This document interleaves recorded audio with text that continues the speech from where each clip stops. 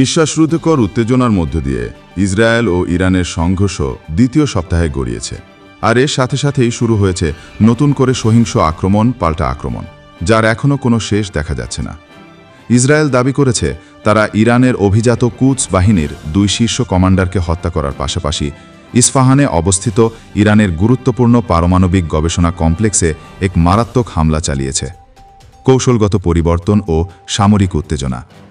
ইসরায়েলের পক্ষ থেকে বলা হয়েছে তারা ইরান থেকে রাতারাতি ব্যালিস্টিক ক্ষেপণাস্ত্র হামলার সংখ্যা কমে যেতে দেখেছে, যা ইঙ্গিত করে যে তাদের কিছু আক্রমণ ইরানের ক্ষেপণাস্ত্র ব্যাটারিগুলোর ওপর সফলভাবে হাঁকা থেনেছে।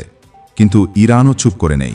তারা নিজেদের নিখুঁত ক্ষেপণাস্ত্র প্রযুক্তি ব্যবহারের কথা বলছে, যা আগের তুলনায় আরও ভয়ঙ্কর ইঙ্গিত দেয়।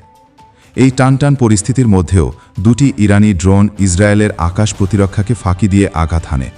একটি ড্রোন উত্তর ইসরায়েলের বেইতশিয়ান শহরে বিস্ফোরিত হয়, অন্যটি দক্ষিণ ইসরায়েলের একটি খোলা জায়গায় পড়ে। এই ঘটনা ইসরায়েলি জনসমাজের মধ্যে আতঙ্কের ছায়া ফেলে দিয়েছে। কূটনৈতিক প্রয়াস ও অনিশ্চয়তা। পরিস্থিতি শান্ত করার জন্য কূটনৈতিক প্রয়াসও চলছে।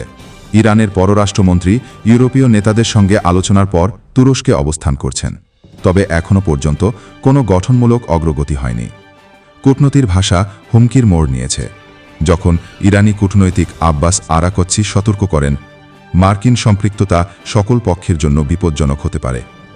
ট্রাম্পের সময়সীমা ও উদ্বেগ। ডোনাল্ড ট্রাম্প ঘোষণা দিয়েছেন ইরানে মার্কিন সামরিক হস্তক্ষেপের বিষয়ে সিদ্ধান্ত নেওয়ার জন্য মাত্র 2 সপ্তাহ সময় দিয়েছেন নিজেকে। তবে তিনি জানান প্রভবত এর আগেই তিনি সিদ্ধান্ত ফেলে নেবেন। এই ঘোষণা বিশ্বজুড়ে উদ্বেগ ছড়িয়ে দিয়েছে। পারমাণবিক আতঙ্ক।